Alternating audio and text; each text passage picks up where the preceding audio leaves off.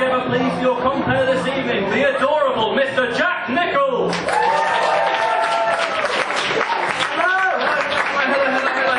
Hello, how are we all? Fantastic, give us a cheer if you're well and happy. It's my theme music, this is wonderful. I insist on this everywhere I go. Guys, you're not well and happy, it's week 20 into me, we're all at the end of our thread. Could we please stop my theme music? Someone! I will dance. I won't dance. Anyone help me! Okay, this is fantastic. Should we just wait it out? Should we weather the storm? An awkward silence. Shall I just stare them out in protest? Oh, fantastic. Okay, guys, this is good. How has our term been? Good? Who's had a good term? That bad? Oh my god. Okay, give us a cheer if you've had a bad term. That is such joy resolved with like such misery all term. Okay. Who had a bad term? Who had a bad term? Anyone? Yeah? What was bad about your term? A lot of coursework. That's sort of, on the one hand, yes, that would give you a bad term, but on the other hand, that's every term, man. Like, university is not for you. It's like, every term you enjoy. Just, okay, anyone have any individual specific reasons? Anyone had anything bad? No? Alright. That's fine, I can just talk to myself. I missed the theme music, quite frankly. There was something going on there. Yeah, well, that's cool. I thought, okay, as a compere, you get, like, I've seen lots of really great compares, you know, and they have so many different skills. Seriously. They're toying with me. This whole evening has been set up to mock me. Oh, good. Oh, Dad, you work in the same. Alright, so. I've seen loads of compares. They've done amazing things. You know, I've seen people that bring out all their skills, you know, juggling and acrobatics and sword swallowing and true things as well. But like my skills, I thought, what can I do? What can I bring to the table? And it's shame. I've got an endless well of shame. And I can draw on that tonight with shameful stories of my past. So the theme of the evening is very much going to be terrible things that have happened to me. So are we ready for horror? Yeah! Wonderful. Okay, so the first one, I worked in a hospital last year. That's genuinely true. That's the thing I did with my life. I did the paperwork. And essentially, it was in Cornwall, and so the people there were very bored because it's in Cornwall. Only sort of like, the only real thing we have in Cornwall is the sea. You can either sort of like learn to surf or try to drown. And yeah, so I worked in this hospital only exclusively with middle-aged women. They only had one thing that was interesting to them, and that was my love life. I didn't have one. I couldn't surf. Oh, I did try to. No, I didn't. I'm fine. So basically, yeah, and they would ask me. And one day, this middle-aged woman, 45, right? And she was nice. She was a nice person. She said, "Jack, I've set you up on a blind date." And I was like, "Oh, well, that sounds nice. That's really good." And she said, "Yes, you're going for coffee tomorrow on a blind date." And you know, this was really nice. And I thought, wow, maybe I finally got a love life. And I was like, okay, cool, so what can you tell me about this person? Who's the blind date with? And the 45-year-old woman said to me, my identical twin sister. Now, she was nice. She had a great personality. Her personality was nice, but there's no polite way to say to someone that you don't want to date someone who looks identically like them. So I tried to think of a way around this, and I was like, oh yeah, the date sounds really good. I can't tomorrow. I can't go for coffee because I'm allergic to coffee. That's literally what I said. I just faked an allergy to coffee. And so she goes, but Jack, I've seen you drink coffee lots of times. No, decaf. I was drinking decaf the entire time. But Jack, you're drinking a coffee right now. You're slipping it out of your I Heart Coffee mug and it's getting all over your I Heart Coffee shirt and your I Heart Coffee tie. I like to coordinate. And so I was stuck, you know, I was thinking, oh god, and I was like, oh no, this is all decaf. And she was like, no Jack, if you didn't bring that from home, which I know you didn't because I saw you pour that coffee, then that isn't decaf, that's real coffee. And so at this point I came clean and I said, no, I'm kidding, I pretended to have an allergic reaction. I just started going, oh, real coffee, oh well, this is terrible news indeed. Oh god, oh well, I better be just getting on with my work then. She was like, no Jack, no, you can't get on with your work. You can't do that, Jack, because you're having an allergic reaction. You're like, you're right, I'll go home. That's much better. It's only 9:40. I was looking forward to my coffee break. I mean, other break. A different break that I used for something else, but that's fine. And so she goes, no, Jack, no. As you know, we work in a hospital. It's very easy for me to take you to accident and emergency, which I'll do, unless you're lying to me, Jack. And I was like, of course I'm not lying. Why would I lie to you, Charisse? And so she took me to A&E. I could have walked there myself, but she insisted, and she very much took responsibility for me. I kind of overegged, you know, the wheelchair wasn't necessary, but it was a treat for myself. It was a hell of a morning. And I got to A&E and the doctor was there, and obviously I work there, so I know the doctor, and the doctor's saying to me like, oh, Jack, what's happened to you? And she's going, he's had an allergic reaction, doctor, to coffee. He's like, coffee, Jack? But I bought you all that coffee for Christmas. I'm like, no, I'm allergic, doctor, remember? He's like, but you said you really liked it. You said you drank lots of it. I was like, no, lies. All lies. That's just making your feeling. I can lie to him, but not the actual lie. And so he said, look,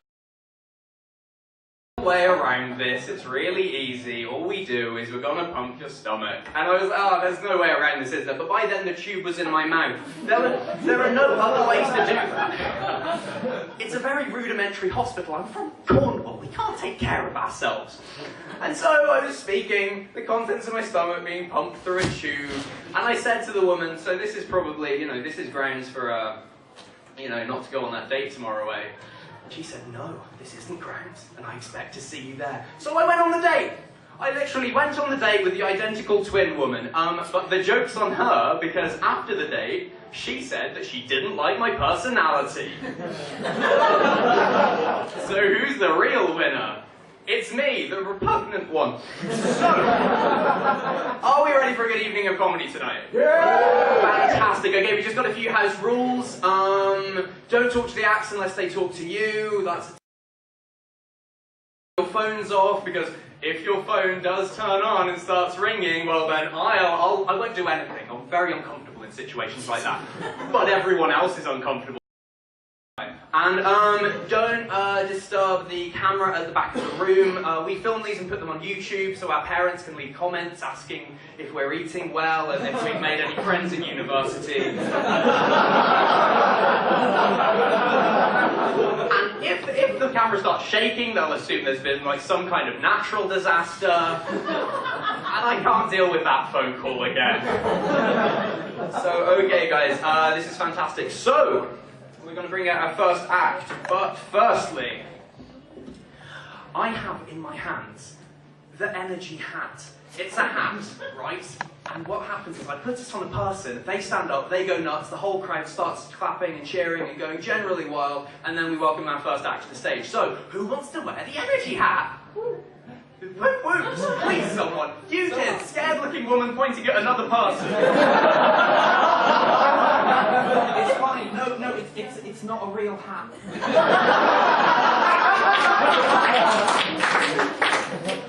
Okay, you guys can pass the hat between you. How about, okay, you're both going to cheer. As soon as I point, then the cheer is going to radiate from you guys. It's going to go all across the room when we bring on our first act. Okay, ready? So.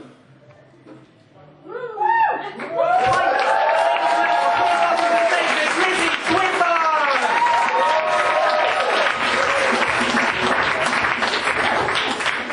Hello. Before I kill myself, there we go. Hello. So, I have come here tonight with a confession for you all, ladies and gentlemen. Yeah, I am deeply and relentlessly in love with TV chef Nigella Lawson. I love her. No, I love her. You don't seem to understand. I love her. Not, you may think you love her, but not like I love her. But I have a boyfriend, and I'm straight. And I've been trying to work out what it is about Nigella that would turn me. Like, I would literally turn. So I've been trying to work out what it is.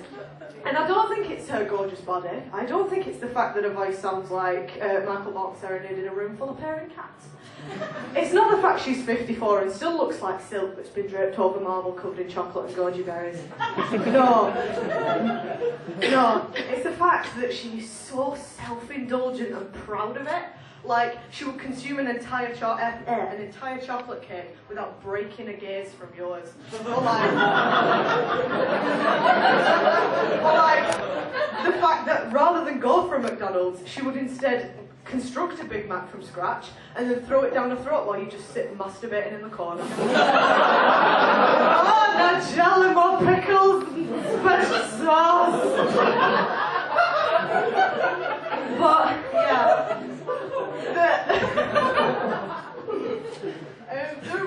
Recently there have been certain allegations made against Nigella about her enjoyment of certain mind-altering substances.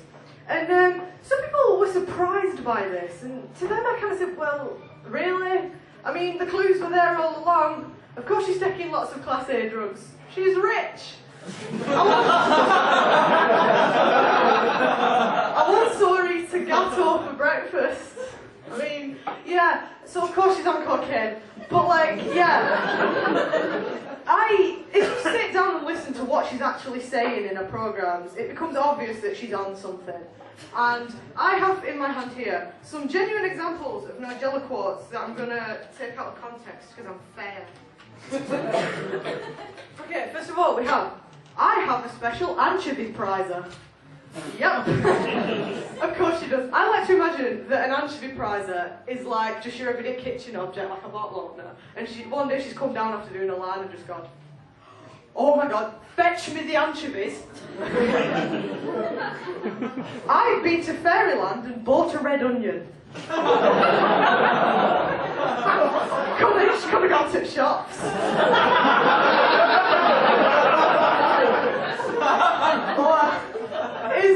Or is Fairyland her name for Waitrose? Excuse me, young elven prince, could you direct me to your selection of luxury cabbages? I love kumquats. That needs no elaboration. Obviously, if you don't have parsley, I'm not going to sue you. Not really a grounds for a claim, is it? Excuse me, Your Honour, I bring the instant case against Mr. Smith. Upon what grounds? He doesn't have any parsley. Jail.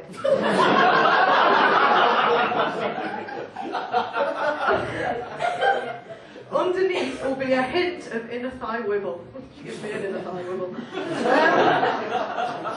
I'm going in for full frontal guacamole. Does guacamole have a front? And if so, why? It's an avocado. And finally, favourite.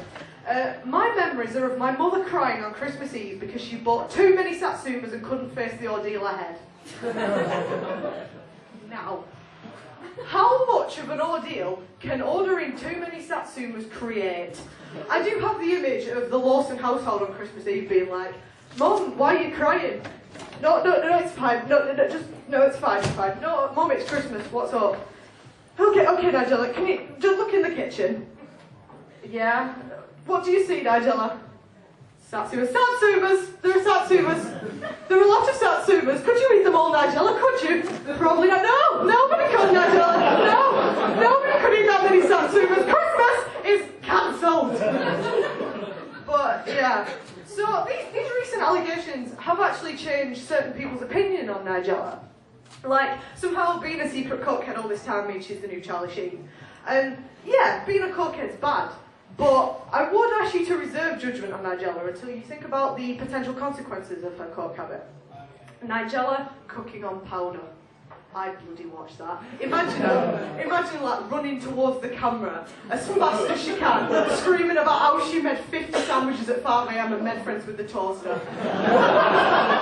And then like cut to a shot of her in central London, running around shouting at restaurants about how they'll never be as good as her, and then just like chucking olives at her. But you don't even know how she be prizer. Shut up, Mum, the oranges are fine. But I'd still fuck her.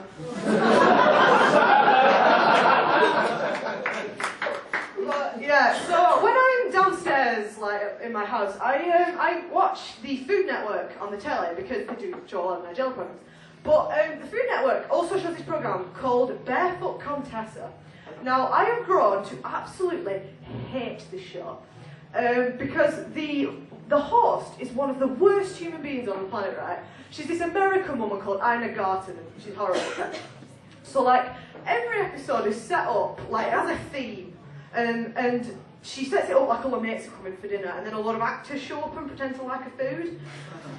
So like, I tuned in the other day, and the theme was like basic meals, and she was like, right, I'm gonna cook a fucking stew with stuff that everyone has in the kitchen. So she gets out like potatoes, carrots, stock, the usual, it was fine. But then she said, oh, and the key ingredient, lobster. Who the fuck has lobster in the fridge? In my fridge, we have milk, Strongbow, and some cress from the other week that looks like a cat shat on it.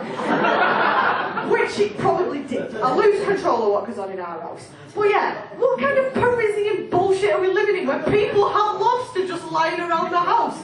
Darling, what do you fancy for dinner? I think there's some lobster. Check the tank. Oh, I'll put it in a pan. I'll bash its little head, and I love it when they scream. Do we have any Fabergé eggs? I think we do. Oh, good. We can have lobster thermidor sprinkled with the tears of the lower classes. So, yeah,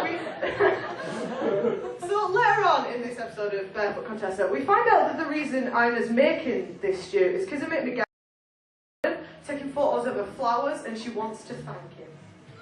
But yeah, buy him some chocolate. I mean, I get the impression she knows fuck all about normal life. But now I know what you're thinking. I can see you all there. You're all thinking, Lizzie, this is such an overreaction to what is potentially a very pleasant show with a competent host. You're concerning yourself with trivial matters, pipe down. But my hatred of Ina Garten is perfectly justified, and I'm going to tell you for why. Recently, there was a Make-A-Wish Foundation child whose last request was to cook with Ina Garten, who was his favourite chef and who he loved and watched her when he was recovering in the hospital. She said no, she was too busy. Not once, but twice. Not so fucking trivial.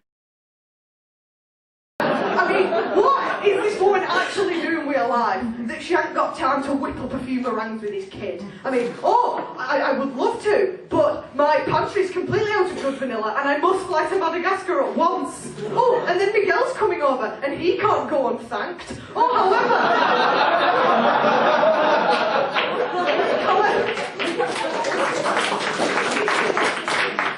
however, will I find the time to do anything besides shattering children's dreams? But, yeah, if this was Nigella, she would have taken that kid on a full bender. He would have had the fucking time of his life.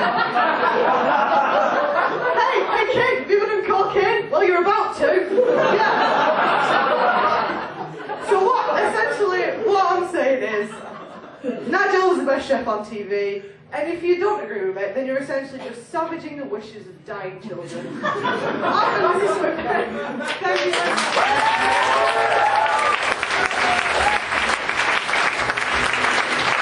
Well done, everybody. I feel. Oh no, it's fine. No, don't worry. I'm all right. It's okay. No, fine. This happens all the time. So, guys, who's ready? So I worked in a hospital last year, as I've established. I was bad at it. Like 90% of my time was spent looking like I was working in a hospital, and 10% was spent reading Wikipedia. I was very good at looking like I was doing work.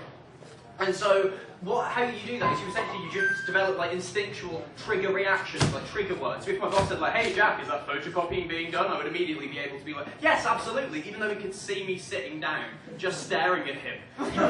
He believed it anyway. That's just what happens. So I just have all these instinctual trigger reactions. You know, like, "Oh, you know, Jack, could you just run over there for me?" "Yes, absolutely, sir." "You don't have to." It's fine. That's how it works. But one day I had like a fun job, right? Because it was a bit of a walk. They said, "Jack, we need some medical notes from gynecology." Cool. Okay, so I walked down gynecology, but like I don't look like an official person who works in the hospital. I look like this. I look like an opportunistic teen, just kind of wandering around. Oh, bloody hell, it's nice in here, isn't it? So and like I had to. Like, I was very lost in gynecology, sort of a metaphor for my life.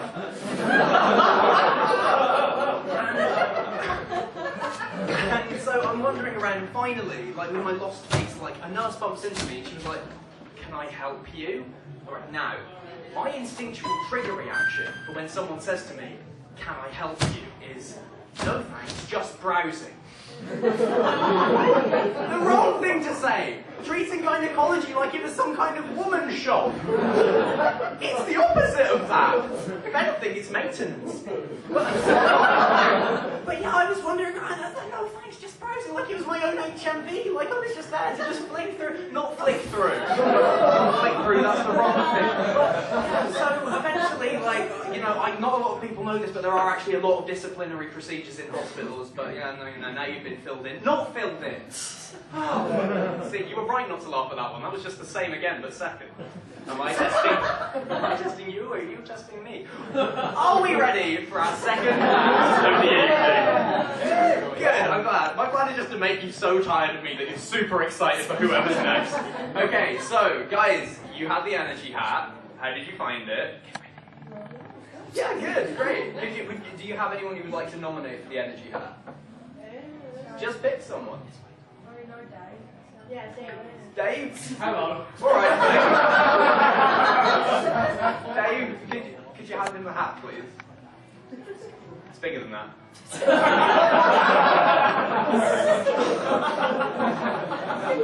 Alright, Dave, you know the drill. I'm going to do the point. Audience? No, audience is here, that's right. Some of them left, but most of you are here. Applause is going to ripple around you as I bring on our next act. Okay, so ready?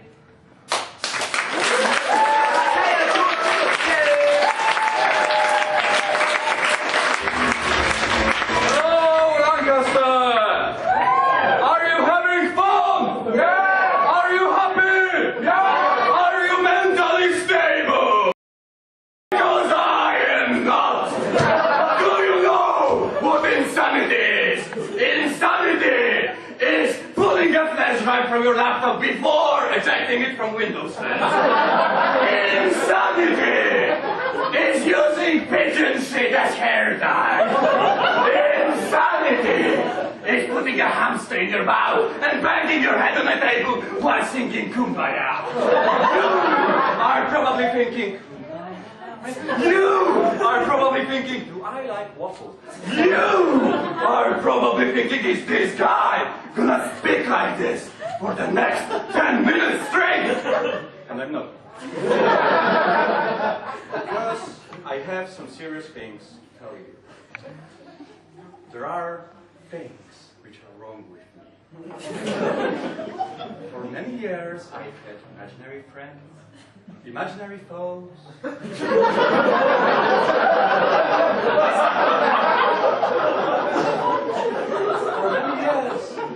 For many years, I've communicated with people using only Disney songs. And it never occurred to me there's anything wrong with that. Until a situation with my girlfriend where she said, talk dirty to me. And I was like, be prepared for a night of the century! Be prepared for the dirtiest fuck! Bang beyond measure, the guiltiest pleasure! And I just bitch and oh, you quit your bitch! I know it sounds sordid, but you'll be rewarded with last time gives and an orgasm deliciously squared. Be prepared!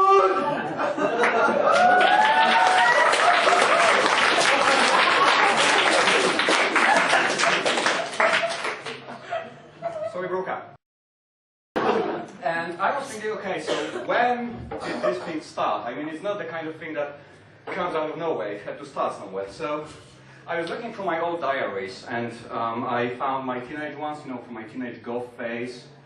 And I noticed that instead of writing poems, I was writing morbid renditions of Disney songs. So, you know, there was Can You Feel the Pain Tonight? A Scar is Born. Or Let Blood Flow, because I was apparently writing renditions of songs from Frozen before it came out. So I went to a doctor to get some help. I entered the office. I want to walk like you, talk like you, and do everything you do. Mr. I'll make a man out of you. Do you want to cure a madman? In the dark of the night, solidity will find you. That's not even a Disney song. It didn't make sense. It didn't fit the verse.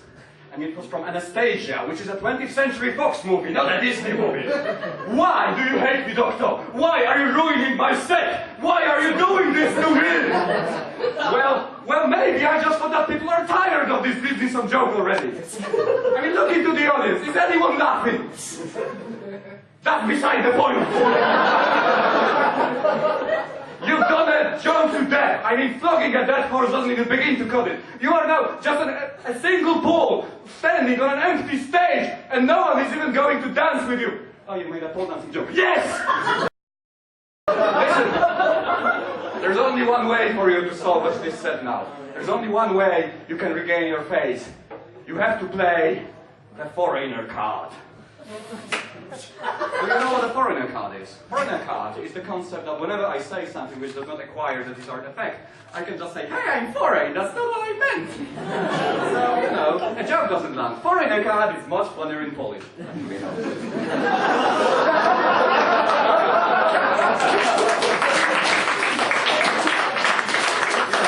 A girl rejects me, so I just say, out has romantic connotations. I'm caught naked in my room playing with Teletubbies action figures. Foreigner card! I am celebrating the Polish president's birthday.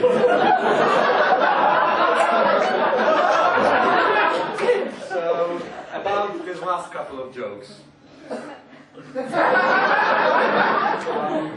I wanted to make a small experiment here. So, can I have a show of hands? How many of you like Shakespeare? Okay, a couple of people. How many of you like quadratic equations? Like, fuck you do. Now, how many of you like animals? Yes, exactly. So, you see, you don't have to like Shakespeare, which is like the majority of the cultural heritage of your country as far as I know. Equations without which we'd still be living in caves and eating raw meat off the floor. It's a fact, look it up. Try and say you don't like animals and you could just as well be fucking Hitler. You're even worse than him because actually he had a dog. There is a whole set to be made about this fact. But, you know, if I try to make some Nazi jokes, then I would get deported, jailed, and I would run out of foreigner cards before I...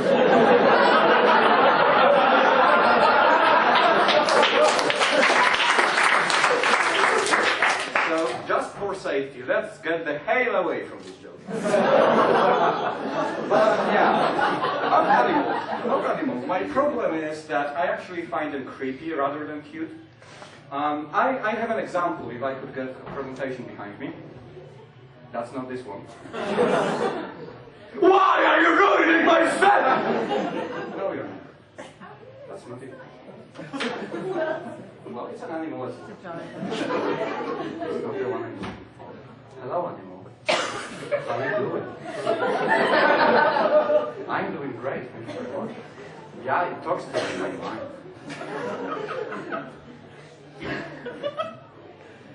Okay, this is getting quite good. Take your time.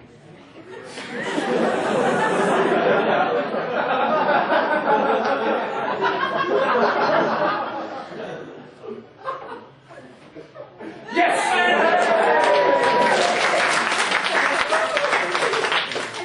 This is a Mexican axolotl. It's a small sea animal which always wears this bright, wide smile on his face. Isn't that cute? This smile is always there. It's there when you pet it. It's there when you feed it. Watching you sleep. Also, the friend who introduced me to this animal basically said, hey, this is an axolotl. It has this cute smile and it regrows its limbs if you chop them off. This poor animal has this smile when you chop them off. What kind of Lovecraftian level of horror is this?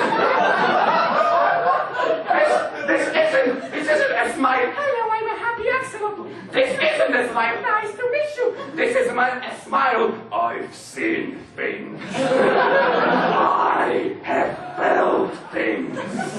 You know nothing of suffering, you immortal, but I can teach you. So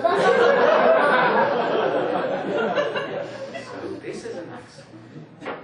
But because of this creepiness I see in animals, I've literally been told, you don't like animals? I thought you were a nice person. What is the correlation here, I ask? I have been told, how can you learn to treat a partner well if you've never had a pet? Do you actually want your prospective partner to treat you like a pet? What kind of lessons can they get from that? Jenny, we need to talk. No, I told you not to go into the living room. You will get the couch dirty. Shoo. You haven't talked to me in 7 months. You got a vet to cut off my balls and you don't even talk to me. I still feed you, don't I? I leave your food in the kitchen on the floor twice a day so that you can feed yourself. And also, I have a walk with you twice a day as well. Yes, during which you flirt with other men who stroke my head.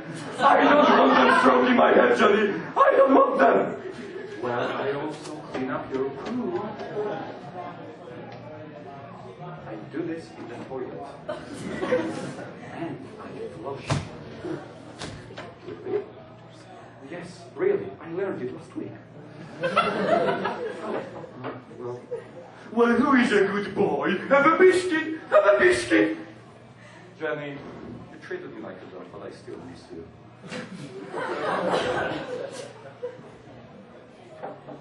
Yeah. So, my parents actually have a golden retriever, you know, the kind of a dog that loves everything unconditionally. And I'm the only member of the family this dog is not happy to see. I enter the house and he's lying in the hall as if it was his hall. And we just look at each other. And my eyes speak volumes. They say, I tolerate you. You stay out of my way, and I will stay out of yours. It doesn't need to get up. You know what his eyes say? Nothing. Because it's a fucking dog! If it was capable of transmitting complex ideas using only its eyes, we would sell it to a circus and make billions!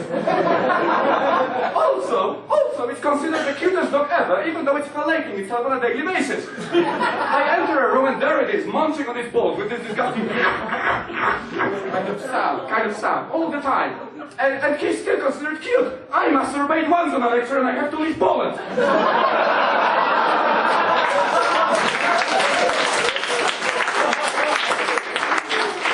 That's a bloody double standard, if you ask me. And you know, like, I've met people who don't believe in the idea that a person can love another person, like of a romantic love.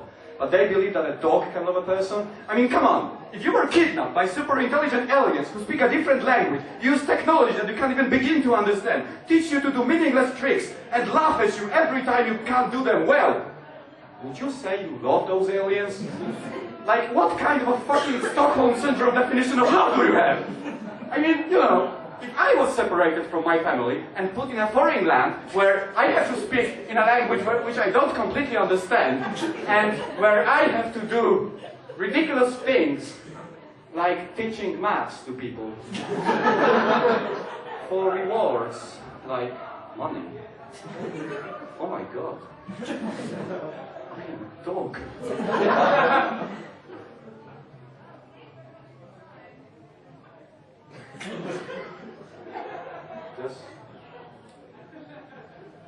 Does that mean I can lick my balls in public now?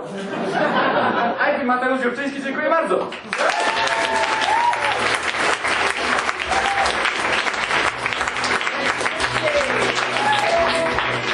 Yeah, we having a good night? Everything good? Yeah, this is great. This is week 20, but we're all smiling. This is lovely. Okay, I think we're all ready for our next act. You agree? Yeah. Fantastic. Okay, this guy is cool. You're gonna love him. Dave, how's that energy hat suiting you? Still on. Well, get rid of that energy. Give it to me. Thank you very much. Okay, who wants energy? Yeah, that's right. It's... You know what? I'm just going to give it to you again. Because it amuses me. I'm not. Charlie, have this energy hat. Please wear it. It's a beautiful trilby.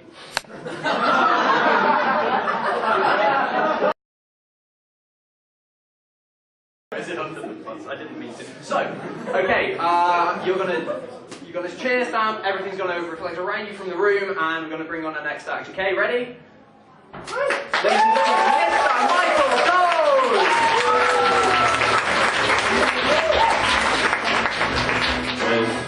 Go over. Hi, you alright? Good, good. So am I.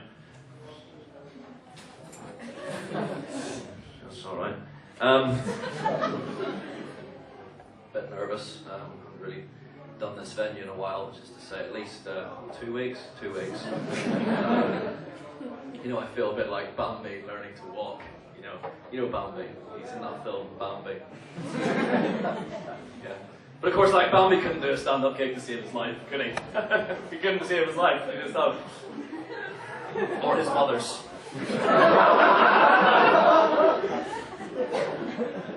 Now, I know what you're thinking, and that's a line comedians use a lot, right? But I do know what you're thinking, because I can read your fucking minds, right? You're thinking, monster trucks? You're thinking monster trucks are cool, they are, I like this guy. You're thinking depraved thoughts about monster trucks, which I share. And you're thinking, the gloves come off, do they? You're thinking, oh, this guy looks like the kind of guy who, I don't know, maybe had like a pet rock as a kid. Well, yeah, you're right. But, like, let's talk about it. I'll tell you about Gary, right? Gary was my best friend for a very... There's fucking cards everywhere, man. I'm not racist, but I just want them off my stage.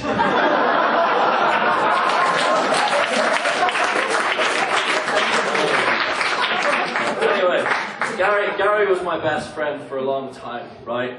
About him. Like, I remember once I was in school, right, and I was sat next to this girl I had a crush on, and I was really nervous, I didn't know what to do or what to say.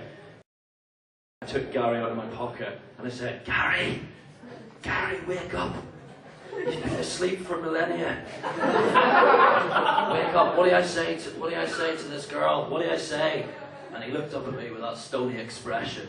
I'm allowed one, right? I'm allowed one. He looked up at me with that stony expression. And he said, this is really funny. He said, leave none of them alive, Michael! Oh, Gary, you're such a joker, I love you! Bash, bash, bash, bash, bash, bash, bash, bash!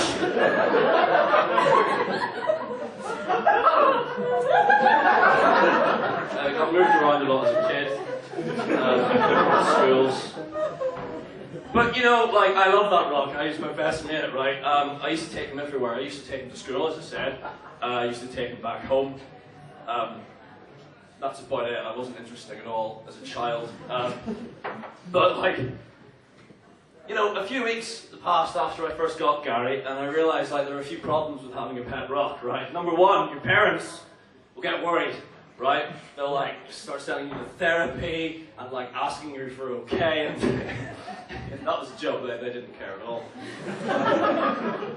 Number two, they will die almost instantly if you put them into contact with paper. And number three, you really have to be careful about what sort of personality you project onto it. Right? Because I'm pretty sure for a few weeks Gary was basically Pol Pot, and that guy sucked! Pol Pot. Gary, do you want to play Tetris? Are you wearing glasses? Yeah? No.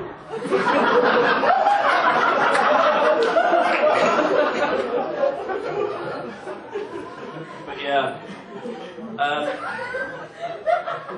One day I woke up and I couldn't find Gary. I went to school anyway and I came back and he still wasn't there. He was gone. Gary left. I'm talking about a pet rock. I don't deserve that. But he'd gone. He left a note. Gary had left and he had left a note, and he's had all this big talk about becoming like a professional wrestler. I haven't seen him since.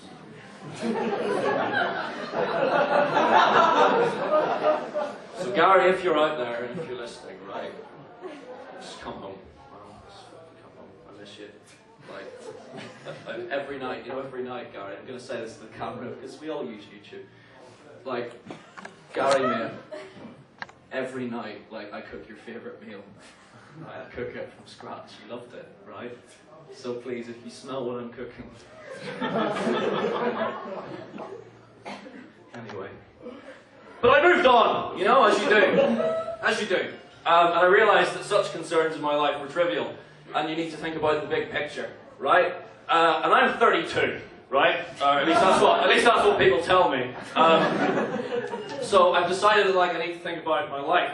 And I realised there's just one thing that I want out of my life, right? That's one thing that relates to my love life. I just want, more than anything, to know that the woman who I fall in love with, who will fall in love with me, and love me true, will treat me with respect and dignity and kindness when we inevitably get divorced. Because I'm 21 and I'm getting a divorce, so I'm 21, 32, it's what people tell me. Fucking seriously. But yeah, I've started preparing for this hypothetical divorce that I'll be getting at some point in my life, right? I've started preparing, winners are the best. What's the saying? What's the saying? Those who are prepared are the best winners. That was Sonic.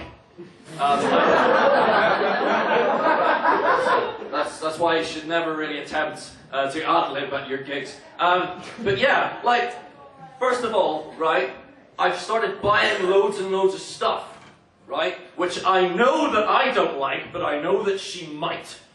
So whenever it's split 50-50, right, she can have that stuff. Haha, I planned it in advance. So I bought up loads of DVDs of the Green Lantern. She might like the Green Lantern, I don't know. It's next to my 5 copies of West Side Story. They're mine, I like it. It's next to all this other shit that I don't want, right? Second preparation, right? I've started hanging out with what I refer to as a harem of men who are much more attractive, smarter, fitter, all of the above than me. So I know that when my wife, I know that she has a selection of superior men to choose from when she has her inevitable affair. Because I want her to be happy, right? That's all I want.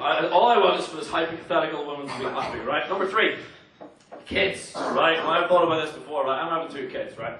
And I'm the kind of guy that, I don't demand there's enough respect, right, that the children will actually both love me, right? We're looking at 1 out of 2 at best, right? So I'm already planned this. I'm going to have 2 kids, right? And one of them, this is regardless of gender, one of them is going to be called Michael Jr., and the other one's going to be called Judas. And of course, whenever the divorce happens, I'll insist that I get custody of Judas because I can't love anything that reminds me of myself. But yeah, hypothetically, I've got this scenario in my head where I realise that it's not working, and I just need to save the marriage. And to do that, I take her away to a weekend retreat. Right? I take her somewhere that's quite nice, right? I don't want to take her anywhere that's oh, that's quite nice. You take her to Paris, that's quite nice. No. Because I don't want the men there to be more attractive than me, and I don't want the settings to remind her that her life has been disappointing up to this point. So, we're going to Aberystwyth, a 3.5-star resort, right? Not 4-star, 3.5-star. And we'll get there, and we'll go up to the room, and we'll just lie on the bed for a while, and the intimacy bag will be there between us, much like intimacy was a barrier in our actual relationship. And I'll sort of brush her hair, and I'll feed her gently from the complimentary basket of organic local honeys.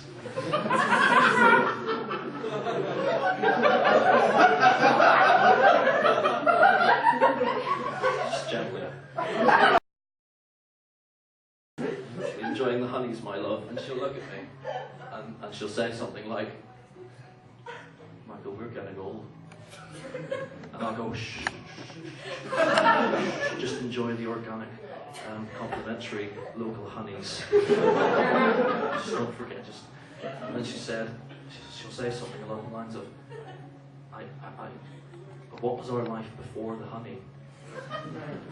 What was our life before the complimentary basket of organic, locally sourced honey? What's our life going to be after? And at that point I realised that this basket of organic, complimentary, locally sourced honey was a metaphor for my marriage. Because marriage is a lot like honey, isn't it? Like, it takes one bee so long to create even the tiniest amount of honey. Loads of effort. So much effort. Lifetimes of effort. And it takes a man or a woman so long to build a marriage, and it can go in a second. Gone. Like a delicious marriage. Also, they're both made by bees, right? So I realised that, like, when this honey runs out, when the basket of organic, complimentary, locally sourced honey runs out, I'm done. My marriage is over. And I would have, like, tried to preserve it, but it's really good. Like, it's really fucking good honey. It was fucking fantastic, or at least it will be hypothetically. So, you know, the honey runs out. She just gives me this look that sort of says, look at the basket of complimentary, organic, locally sourced honey. Look at it, it's empty, isn't it? So I'll run down the reception and I'll bang on the counter and say, I'll say to the receptionist, who, by the way, is better looking than me, that's not what the brochure said. And I'll say, I need another basket of organic, locally sourced honey. Now! And he'll go, there's none left. There's none left. What, there's no baskets left? No, there's no honey left. There's none in the world. The bees are dying, isn't it? It's the future. The bees are dying and there's no honey left. And I'll go, but I just need some baskets of organic, complimentary, beaten horses. And they'll just give me this look of understanding. And he'll say, mate, it's over. You need to go upstairs and you need to be honest with her. I know what happens when I see couples run out of their baskets of complimentary organic local source honey. I've seen it many times in all my 80 years behind this counter. So I said to the oldest man,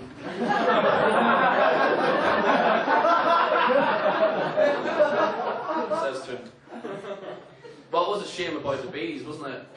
Like, that was a real shame. That's not something I saw coming, like, say, in 2014. Who would have known that the event in 2015 would have left all the bees dead? You know, who would have known that we hadn't...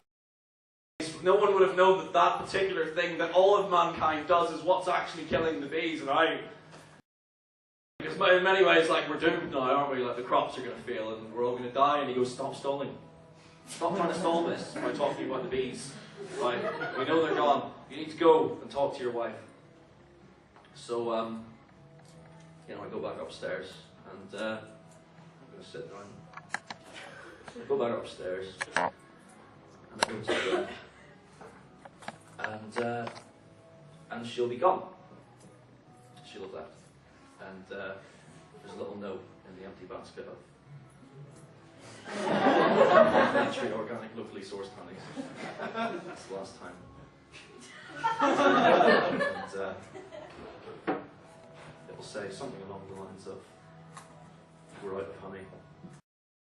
Maybe sometime.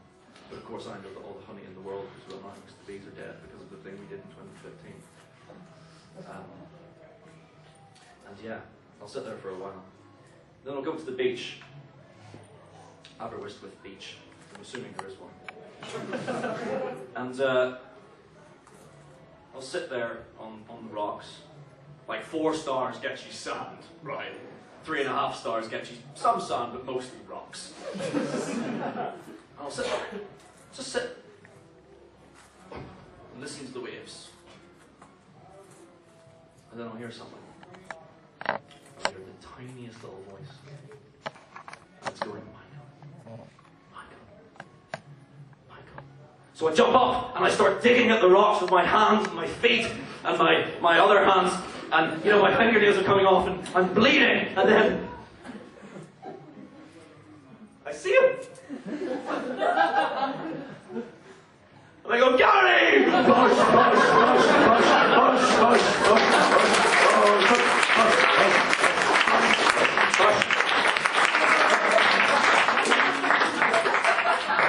Anyway, I have to go now. Yeah. We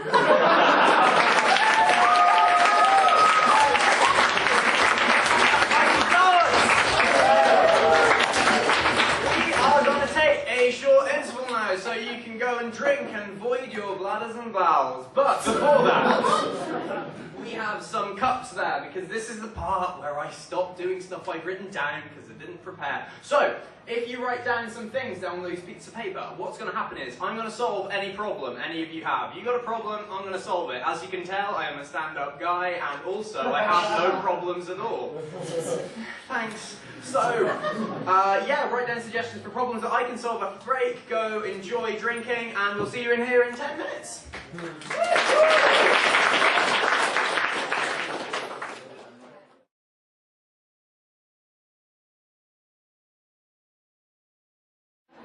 Ladies and gentlemen, you all remember him. I hope you all agree with me that he is one of the fluffiest men we know. One of the most adorable. He is our little princess. Please welcome back to the stage your compere for this evening, Jack Nicholls! Hi, everybody! Why, you didn't need to say all those nice things, Tom. I told him all the things. How are we doing? We well?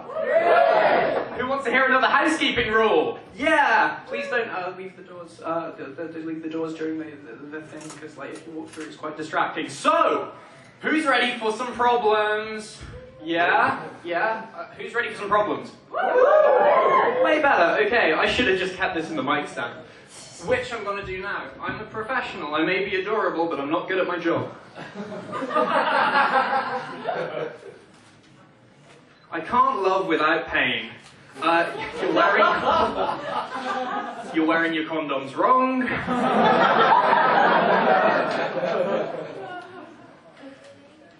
I can't find the words. They're here. My teeth are rapidly decaying, and so is my self-esteem and graduate prospects. Well, who is this? I'm trying. Okay, if I just search out for the person with the most decaying teeth, as I do during every performance. Okay, basically, I would say dentistry is not for you. And your self-esteem can easily be fixed by using the other dentistry students to practice on you. Your graduate prospects would be best. What's a good job for people with rapidly decaying teeth? I would say hillbilly impersonator, old pumpkin, and that's the end of the rule of 3. Hat frauds. Okay, we have another. I'm doing an MA in creative writing. I'm doing an MA in creative writing. You're the only other person here on my course. I know it's you, Andrew. Okay. I'm doing an MA in creative writing, and I'm worried I won't get a job afterwards. What should I do? Well, I've got a bunch of, well, obviously I've got a lot of ideas for people who are doing the MA in creative writing, you know, getting jobs afterwards, and pursue a job in comedy. That one hurt. The energy crisis. Nah. It's a problem, all right, but I'm not quite sure. Which energy crisis is it? Is it because, okay, I have a solution to the energy crisis. I call it the energy hat. It's really simple. If there's low energy, you just pretend you're holding a hat. It doesn't do a lot for fossil fuels. If you propose it at something like the G8 conference, I do an MA in creative writing, I don't know the names of the conferences. Just say I'm holding the fossil fuels hat. Hey, the North, why don't you put this on and we'll mine again? That is a northern audience, okay. I'm from Cornwall. Everywhere's the north, okay. I need a hug so badly. Help. Who wrote it? I'm going to assume that it's you, sir.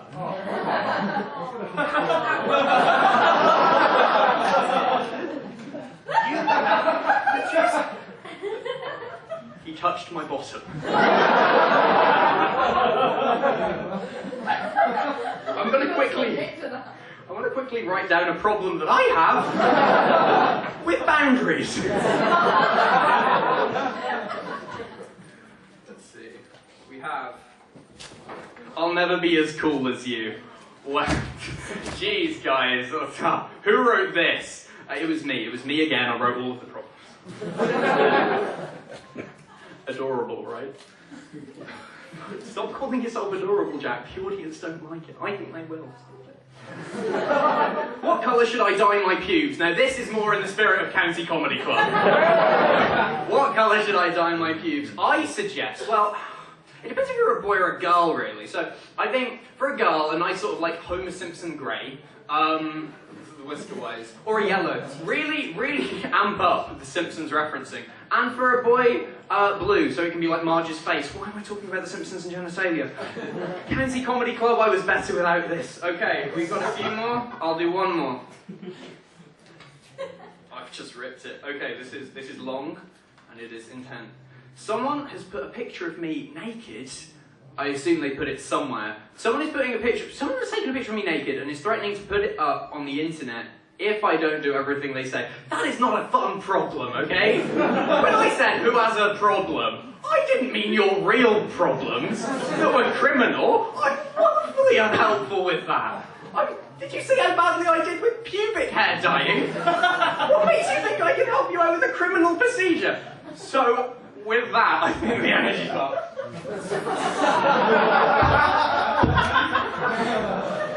Who's ready for my next act? Fan-fucking-tastic. Okay, this guy's gonna oh wait, fuck the hat. Wouldn't it be embarrassing if I forgot my energy hat after all of the stuff I just did? Okay, you touch. Give me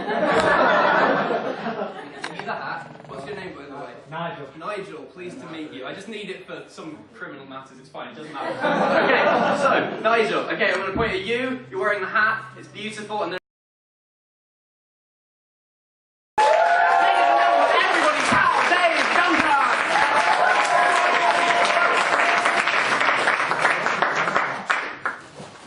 You can touch me, Nigel, I'm ever so lonely.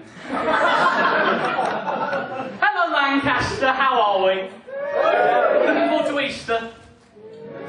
So a resounding no. I'm kind of in two minds about Easter. I like the fact that we've managed to take a man's horrible, horrible death on a cross and make it about chocolate. I think we need to celebrate more Twix when Nelson Mandela died. It's more of a coincidence, but think on it. Something I don't like about Easter is the way that my family celebrates Easter. Now, ever since we were little, me and my brother and sister have had a Easter egg hunt in the garden set by our dad. And it was fun when we were little. We were like, oh, there's an egg. Oh, there's a squirrel. Oh, we're not being rubbished by time. But now that we're older, it's got like, now that we're older and kind of bigger and meaner, it's got really violent. So, not violent as in, oh yeah, friendly shove, but literally rugby tackles to the face. And look at me, I clearly don't do organised sport. I'm not used to rugby anything. All I know about this game is it's just pain. It's just pain. And so it all came to a head when last year my dad sat us down and went, look, I've just seen half an hour of you guys just punching each other in the face. Should we stop this Easter egg hunt? No, it's just chocolate. And my brother just stood up and went, it's not about the chocolate, Dad. It's about the hunt. I'm a bit of a sociopath. So, yeah, that's what my home life is like. So I get a bit stressed, but what I've decided to do to kind of combat that is I've decided to go travelling. So I was at the train station a few months ago, I decided to go to Birmingham because I'd given up. And I was walking along the platform, happy as you like, and a man who was just sitting on the platform kind of went, he leapt up, then he sat back down. And I wondered why he'd done that, because I don't often get reactions like that, more to the pity. But then I realised that man thought I was a train, which, in terms of things for my self-esteem, it's pretty bad. I wasn't dressed like a train. I know you could be. I wasn't moving at a very fast pace. I mean, I was going, woo, woo. But that's because I was excited about the journey more than anything. But I decided to get my own back on this man. So what I did, I went and dressed as a train, as we all know you can do, ran along the rails, and went, oh, get on board. And he got on board, and we ran all the way to Birmingham. And then, right, yeah, and he had a travel card, but I charged him full price. So, got my own back. Thank you. Thanks for celebrating my victory. I've had a few odd experiences in public transport. I want to say favourite. My favourite, and this is not a lie, I met a racist toddler on a bus. just a racist toddler. I was sitting in the back of the bus, like the cool kid I am, and I see a small figure pacing hither and thither at the front of the bus, muttering something. And I think, oh, what was that? And I hear, oh, bloody Chinese. And I thought, oh, this is new. His mother was just like happy to see that he was like talking. But oh, they grow up so fast, don't they? Send them back. Oh, always learning. One of the things he said, like he was saying all this stuff like a tiny Enoch Powell, just saying all this stuff. And at one point he went. Oh, bloody Chinese! That was very much the theme of his hatred. Hey, Chinese, coming over here, stealing our job. He was 4. He said, what job? What job is a Chinese person stealing from a 4-year-old boy? Unless they're like ripping Duplo from his hands, making better structures for less pay. Get paid for Duplo.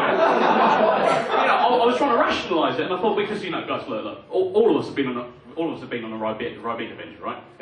Yeah, and a bit too much Ribena, guys. A bit too undiluted. Yeah, this guy knows what I'm talking about, right? Yeah, a bit too much. Oh, wait, I'm defending a racist, aren't I?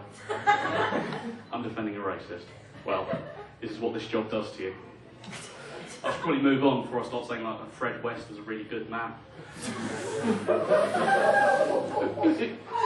He was decent at patios. Anyway, so I'm not a very good drunk. I found out recently because most people have these really good drunk stories, don't they? They have these really good drunk stories like, oh, I kidnapped a llama. Oh, I smashed a car through a wall. My friends are not great.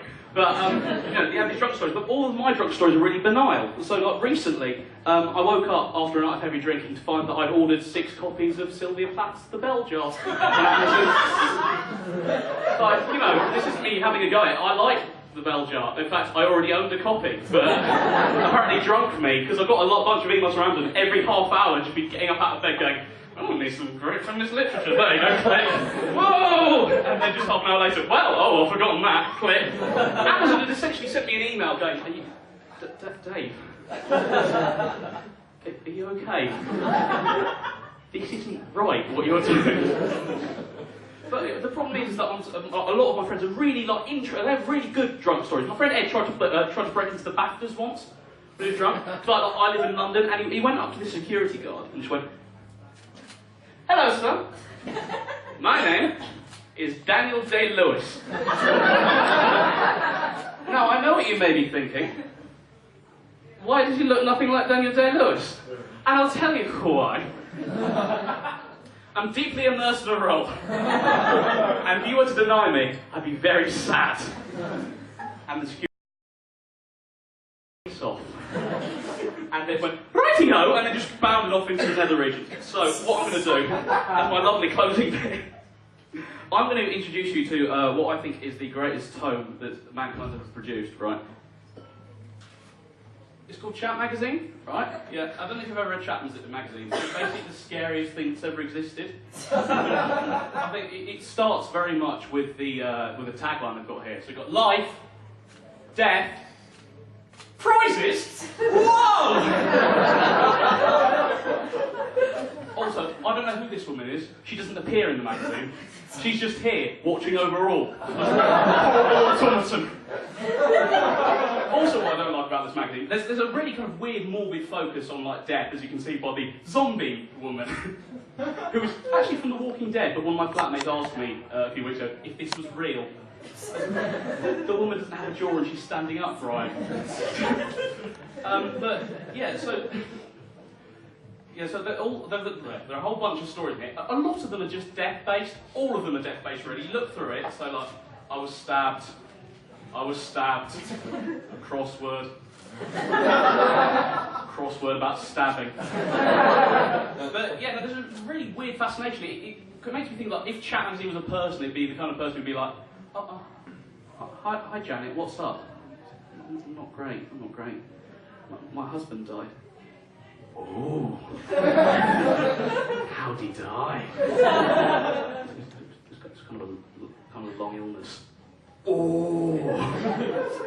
Was he murdered? No. Oh. But the thing that annoys me most about Chat Magazine is, and if I could just go to it here, here's the horoscope page, right? So we all know the horoscope page, yeah? You look at your future, you have lovely little symbols that tell you which the star sign is which. I'm actually going to take this out again, putting it in here for the first place. It's pointless. Right, so what I'm going to do, I'm going to walk up to this man who I'm going to pretend I don't know. Hello, Mr. Man. What have we got demonstrating each of the star signs? They're babies. Yeah, what are the babies doing? They're wearing hats. Wait, babies are wearing hats, guys. Babies are wearing hats. Not normal hats, not like a stylish. I was going to say brogue, that's a shoe.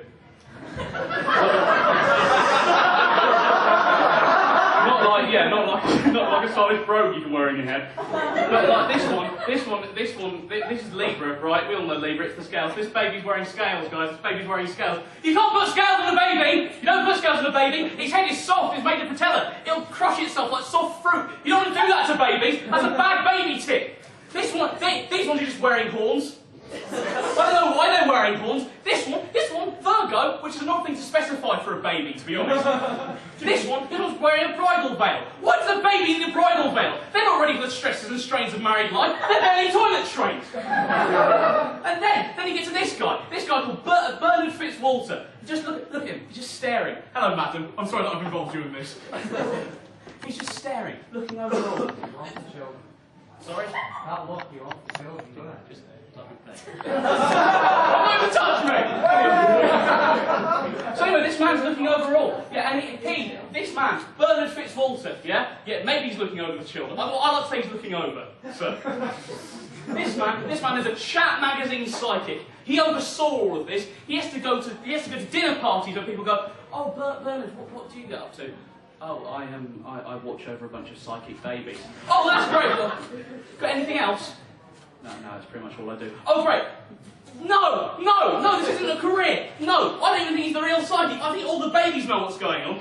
What do you know, Bernard? What do you know? I asked the baby the future once. He was just sick on me. That's all it was. What do you know?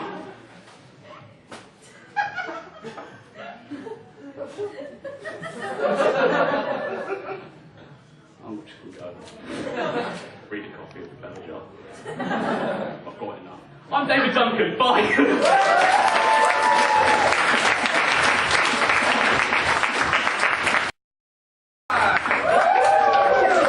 got these things. Who's ready for more problems? Yeah! Fantastic. Okay. I have a bad Snapchat name. My name on Snapchat is literally JDogYOLO. You don't have a bad Snapchat name. Also, everyone add me on Snapchat. I'm a delight. Can I use just gigs to just plug my own Snapchat? No. Oh. Yes. Everyone add me on Facebook. Blood leaks from my uterus every month. I can't help. Okay, I wrote that one too. I can't see you dancing, son. Dad, they're different YouTube videos. These are just the ones where I do the comedy. You need to see me dancing.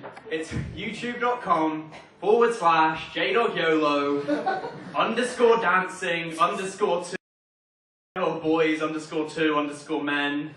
I'm dancing to Boys to Men on my very specific YouTube channel, Dad.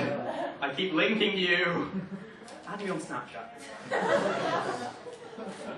Just keep ripping them. I swear it's not an indictment. I can't seem to understand Keen. I mean, I know who they are, but what?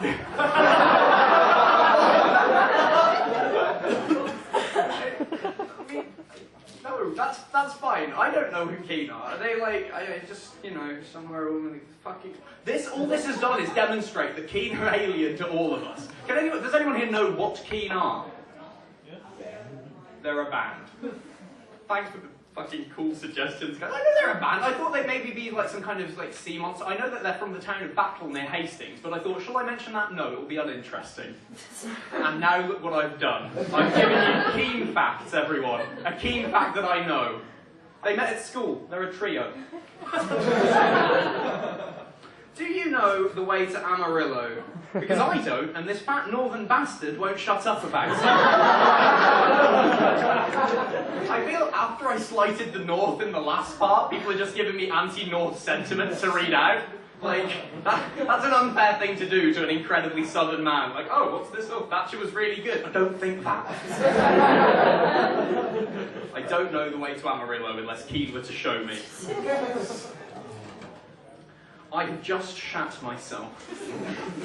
County Comedy Club, you've outdone yourselves again. This is lovely. I treasure these, I really do. I'm just gonna, you know what, that's for me. I'm gonna frame that when, like, in a few years' time, my kids are like, Dad, why don't you have a proper job? And I'm like, well, I wanted to try comedy, and here's for why. You meet a lot of great people. Shat myself. Okay. So that was so aggressive. I really like you guys. I'm adorable. You can touch me again, Nigel. My housemate keeps leaving. No, I'm not doing that one. Whatever your housemate does, that is fucking vile.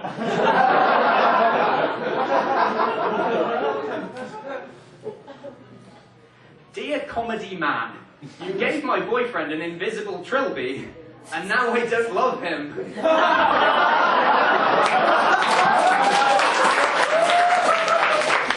Please, can you help? Who could have written this?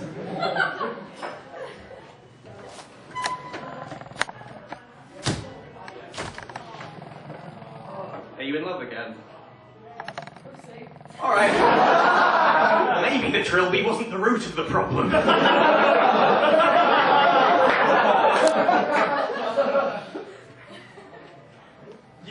You gave me an invisible trilby, and now I feel dirty. Please help. I've taken it, nothing's changed. I'm trying to help. You know, I thought before the night, like, oh, the energy hat, people are like that. I'm destroying a relationship. We're going to do one more of these things, I think, because the next act is really good and I don't want to litter the floor anymore. Okay, I can't decide when I lost my dignity.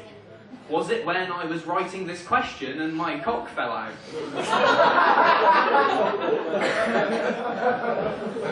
There's another one from my scrapbook. Showing the kids that one. Sir, please put your penis away. The loss of dignity is now and hereafter. Are we ready for my final act of the evening? Okay, this guy's... Oh, I've got the trilby again. Who wants a trilby? Guys over here? Anyone? Alright. What's your name? Emily, please look after that trilby. It destroys lives. Okay, Emily, I'm going to point at you. We're going to bring on our next act. There's really nothing else.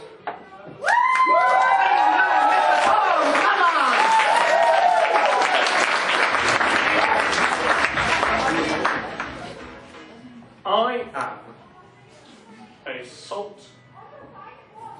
I'm going to deal with the mic stand, and I've won. No? I really should be better at that. Comedian, everyone. I am a salt of the earth, working class lad. As you can see, it's very much who I am, it's what I am, it's why I'm here. And I grew up in a very small town, very small village, and this year, right, I moved to the big city, to this big city we call Lancaster, the seething metropole, the singeing urban dystopia. It's very much where we are. And, you know, I just want to tell you about, you know, some stories about my life, where I've come from, where I'm going, who I am, what I am, how I am, so on and so forth. So, grew up in a very small village, a couple of things. Firstly, we only had 2 books in the house. First one was Mrs. Beeton's Cookery, right? And the other one was Mrs. Beeton's unknown second novel. Turns out it was War and Peace. Unbeknown to her. Tolstoy plagiarised it, but I can't say that word. Tolstoy, you cheeky bastard. But also, we didn't have any clocks, right? We didn't have any clocks, so we just sit around in our dwelling. Oh, what time is it? I don't know. We have no clocks. Really, what time is it? I don't know. We have no clocks. Is time just a concept? I don't know. We have no clocks. Do you reckon time repeats itself? I don't know. We have no clocks. Probably does then. So we needed a way of finding what time was. And so we're sitting around in our dwelling.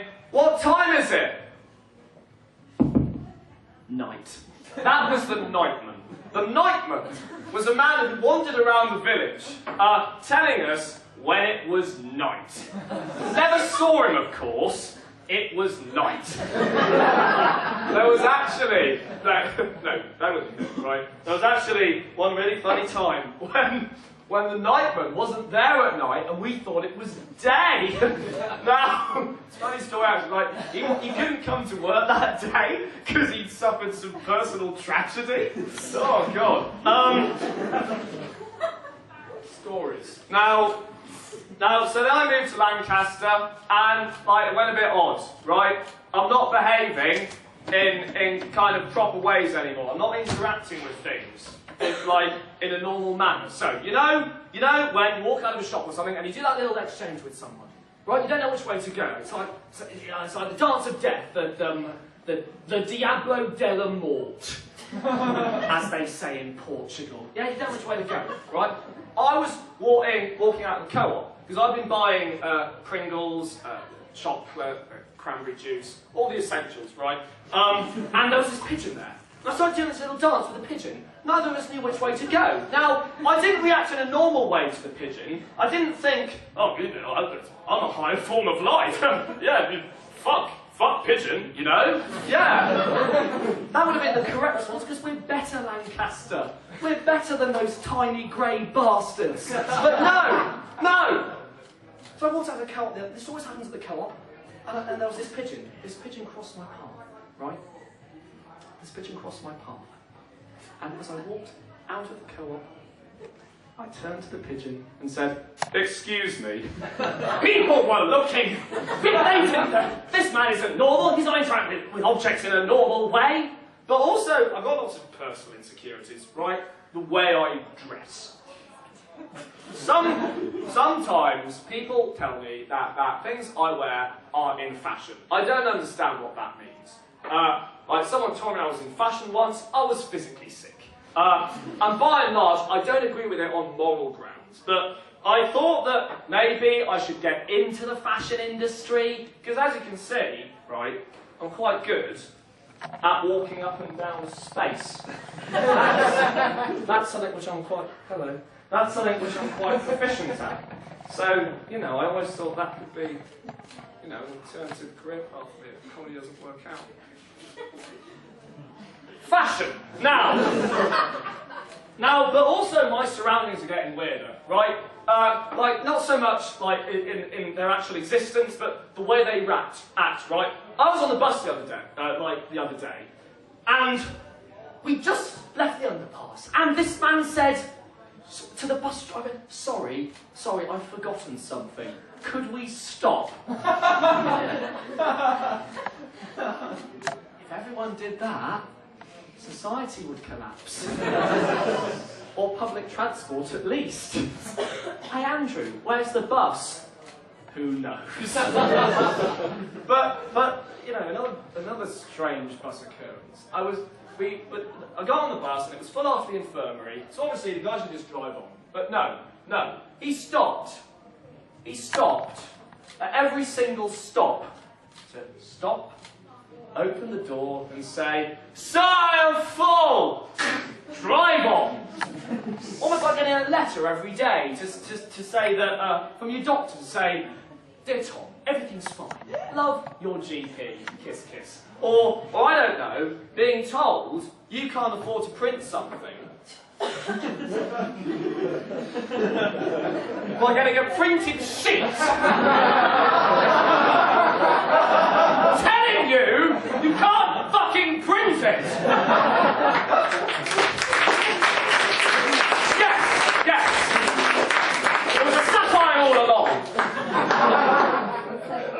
saw a man in there the other day who was just printing hundreds of sheets with his own name on. And I was just going to print an essay off them. Are you right, mate? It's been one of those days. Just trying to fuck him now. But you know, guys, we've all had a laugh, right? We all have some jokes, yeah? Come and see a funny man move about with a stick and tell you some jokes. Yeah, that's all nice, isn't it? But I know what you're thinking. I know what you're all thinking here. What's the real purpose as to why I've gathered you all here? I think we all know why. Half a roof. Yeah, you're getting it. There is a walkway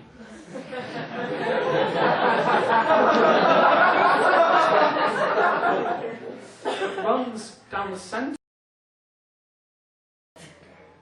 affixed to which is only half a roof. Like half the walkway, it has a roof, but the other half very much doesn't. We've got a roof in here, that much is clear. And that's fine, right? But out there, it's only half a one. Now, I don't understand, fundamentally, because people interact with it with different ways. You got the conformers, the crusty old Joes who just, they see the roof and they follow it. Better follow the roof. It's not quite clear why it's here, but I better follow it. Just zigzag all over the place. And then, you've got the people who just power on through. I don't mind being exposed to the elements, I've got somewhere to be. I've very much got somewhere to be. Fuck this half roof, no time to think about that. And then, there are the people that look up. And we think, what's that doing there then? Because they clearly made a conscious decision to only have half a room. And I'm not quite sure what the reasoning is behind it. I mean, it just doesn't make any sense. I don't understand it at all. Like, the thing is, someone consciously designed a half roof, and it doesn't just waddle around, oh, we have a big half roof here. Doesn't make any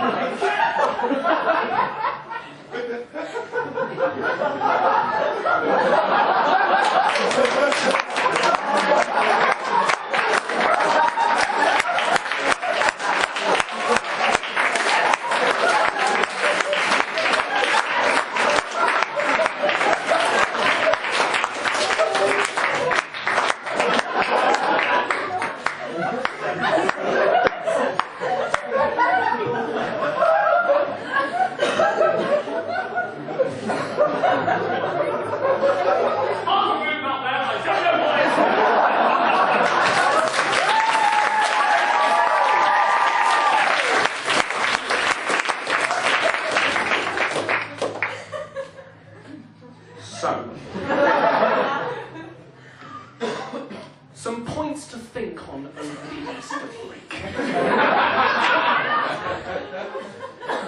I've been Tom Clements, and that concludes the engineering portion of the evening. Thank you very much.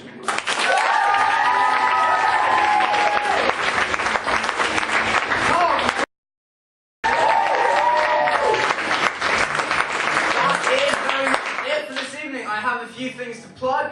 We are doing a sketch show on Saturday. It is in Filed Common Room. What time? 8 p.m. And also Sunday. Saturday and Sunday, 8 o'clock. The sketches, they're fucking fantastic. We've been working on them for ages. If you like what we do, then please come along to that.